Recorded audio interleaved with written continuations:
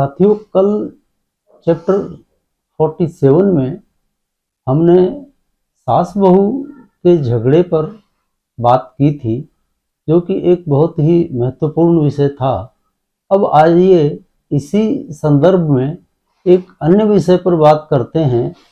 वह भी अत्यंत ही जरूरी है और यह भी स्त्री जातक के ऊपर ही है। वैसे तो जीवन में हर बात महत्वपूर्ण ही होती है, लेकिन यह एक विशेष महत्व की बात है, इसलिए इस पर बात कर रहे हैं, क्योंकि यह आज का विषय स्त्री जातक के संपूर्ण जीवन को प्रभावित करता है।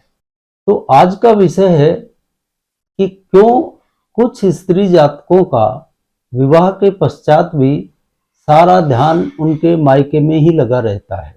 आपने नोट किया होगा कि कुछ स्त्री जातकों का विवाह के पश्चात भी सारा ध्यान अपने मायके में रहता है। वो ससुराल में बात भी करेंगी तो इस तरह की कि मेरे मायके में ऐसा है, मेरे मायके में वैसा है, यानी वो तुलनात्मक रूप से अपने मायके को श्रेष्ठ साबित करने की कोशिश करती रहती हैं। और यह भी एक ध्रुव सत्य है कि आज के इस आधुनिक युग में भी कोई भी परिवार अपनी बहू के मुंह से स्वयं की कमतरी और उसके मायके के गुणगान पसंद नहीं करता है। और इसका अंतिम परिणाम यह निकलता है कि धीरे धीरे बहू की इस आदत के कारण सास ससुर, ससुराल के लोगों और पति तक से संबंधों में दूरियां पैदा होने लगती हैं। शुरू में तो समझदार ससुराल वाले भी कोशिश करते हैं कि अभी नई नई आई है, समझ जाएगी, लेकिन जब यह बात हद से ज्यादा बढ़ जाती है तो फिर यहाँ तकलीफ शुरू हो जाती है। और चूंकि यहाँ इस आदत का एक ज्योतिषीय कारण मौजूद है, इसलिए यह आदत छूटती नहीं है। जिनकी कुंडली में यह योग मौजूद होता है वो स्त्री जातक इससे दूर नहीं हो पाती हैं, बल्कि उनका जीवन इसी ढर्रे पर चलता है। और समय के साथ साथ यह आदत और बढ़ती जाती है। बढ़ती क्या जाती है, यह एक विकराल रूप ले लेती है और अंततः इसका परिणाम यह होता है कि इस स्त्री जातिका के अपने पति, सास ससुर या कहें ससुराल के लोगों से संबंध बेहद ही खराब होते चले जाते हैं। और यह देखा गया है प्रैक्टिकली कि इसकी अंतिम परिणति यह होती है कि जातिका को वापस अपने मायके लौटना पड़ता है। यदि कुंडली में एक दो सेपरेशन के योग और हुए तो इसका अंतिम परिणाम डाइवोर्स में ही होता देखा गया है। हालांकि डाइवोर्स के बारे में हम अलग से एक विस्तृत चैप्टर करेंगे, यहाँ तो सूक्ष्म रूप में हम एक इस योग की ही बात करेंगे। आइए अब देखते हैं कि यह योग होता क्या है। देखिए, यदि स्त्री जातिका का नक्षत्र स्वामी अपनी उच्च राशि से दूसरा बैठा हो, फिर से बता देता हूँ, स्त्री जातिका के कुंडली में यदि उसका नक्षत्र स्वामी अपनी उच्च राशि से दूसरा बैठा हो तो यह योग घटित हो जाता है। और मान लीजिए कहीं यह नक्षत्र स्वामी स्वयं द्वितीयेश हो, यानी द्वितीयेश के नक्षत्र में जन्म हो, तो फिर यह ध्रुव सत्य है कि यह इसके साथ घटेगा ही। यानी द्वितीयेश के नक्षत्र में जन्म हो और द्वितीयेश अपने उच्च से दूसरा बैठा हो नक्षत्र स्वामी होकर, तो यह नीम चढ़े करेले जैसा काम करता है। अब जो जातक ज्योतिष के बारे में कम जानकारी रखते हैं, उनके लिए हम थोड़ा सा विस्तृत रूप से बता देते हैं कि इन 9 ग्रहों में वह स्थिति कहाँ पर आएगी, यानी वह किस राशि में होंगे तो यह योग घटेगा। नक्षत्र स्वामी मान लीजिए सूर्य है, तो इस योग के लिए वह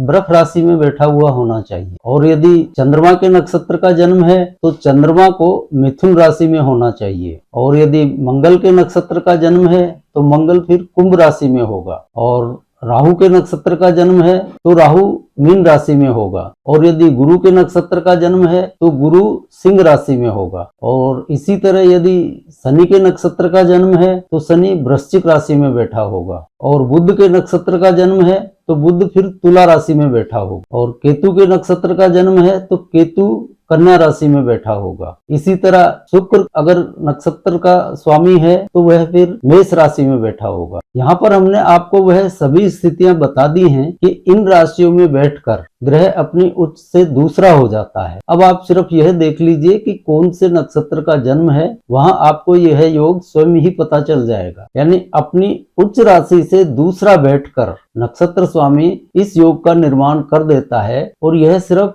स्त्री जातकों के मामले में ही लागू होता है, यह भी ध्यान रखिए। अब आपके मन में एक जिज्ञासा पैदा हो रही होगी कि इसका उपाय क्या है। अब एक बात आपको स्पष्ट कर देता हूं कि नक्षत्र स्वामी ने जो स्थितियां, जो योग निर्माण कर दिए वह अटल होते हैं। आप उसी को भाग्य समझ लीजिए। तो इनका कोई ऐसा उपाय नहीं है जो कि आपको इन योगों से मुक्ति दिलवा सके। वैसे इस योग का एक फायदा अवश्य मिल जाता है। जिस स्त्री जातक की कुंडली में यह योग होता है उसकी धन का योग जरूर रहता है। उसके पास किसी न किसी माध्यम से धन अवश्य आता है, चाहे वह नौकरी करती हो, चाहे वह अपना स्वयं का व्यापार करती हो, अथवा पिता की तरफ से कुछ ऐसी व्यवस्थाएं की गई हो कि उसके पास धन की कोई कमी नहीं रहती है। यानी धन के मामले में यह बहुत अच्छा फल देता है। और अब इसके उपाय के बतौर सिर्फ सावधानियां ही बरती जा सकती। ऐसा कोई उपाय नहीं है कि ये कर लिया और इससे छुटकारा हो गया। अब आपको सावधानियां क्या बरतनी है उस पर बात कर लेते हैं। जिस भी लड़की की कुंडली में आपको यह योग दिखे, उस लड़की का विवाह कोशिश करके उसके मायके के जितना नजदीक हो सके उतना नजदीक करिए। मायके से बहुत ज्यादा दूरी पर विवाह करने से यह समस्या और विकराल रूप लेगी। मायके के नजदीक आसपास विवाह करने से क्या होता है कि इसका आना जाना और त्वरित संपर्क मायके से बना रहता है, और जहाँ लोकल विवाह होते हैं वहां पर ससुराल वाले भी इतना ध्यान नहीं देते हैं, तो यह बात निभ जाती है। दूसरे, कुंडली मिलान करते समय वर की कुंडली में सप्तमेश और अष्टमेश की स्थिति का अध्ययन अवश्य विस्तारित रूप से कर लेना चाहिए। और कोई कुंडली आपको ऐसी मिल जाए जिसमें घर जवाई होने के जैसे योग हों, तो फिर यह योग लड़की को कोई तकलीफ नहीं देता है। यह मैंने आपको सिर्फ कुछ सावधानियां बताई, बाकी इसका कोई उपाय नहीं है। और यह मैंने अनेकों कुंडलियों में देखा है कि यह योग घटता ही घटता है। यानी मैंने अंततः किसी भी कारण से हो वापस मायके में लौटते लड़कियों को देखा है, सिर्फ इस योग के चलते। तो आज हमने घर गृहस्थी से संबंधित एक और समस्या पर बात की। अब आज के चैप्टर को यहीं विराम देते हैं। अगली बार मिलते हैं फिर किसी नए विषय के साथ। तब तक के लिए जय जय सिया राम।